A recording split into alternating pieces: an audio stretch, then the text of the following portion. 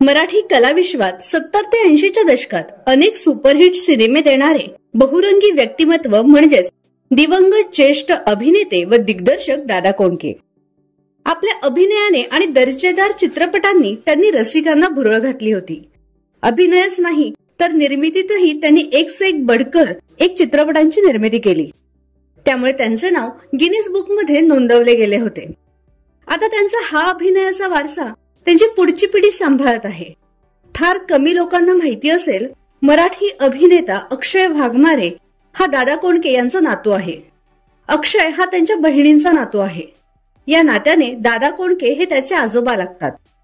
सध्या तो स्टार प्रवाहावरील घरोघरी मातीच्या चुली या मालिकेत झळकतोय. तो या मालिकेत विक्रांत हे महत्वपूर्ण पात्र साकारत आहे. आतापर्यंत अक्षयने फत्ते शिकस्त, बेधडक, दोस्तीगिरी, बस स्टॉप यांसारख्या अनेक सुपरहिट चित्रपटांमध्ये दमदार कामगिरी केली आहे. तर तुम्हाला अभिनेता अक्षय वाघमारेचा अभिनय आवडतो का? हे आम्हाला कमेंट बॉक्समध्ये नक्की कळवा.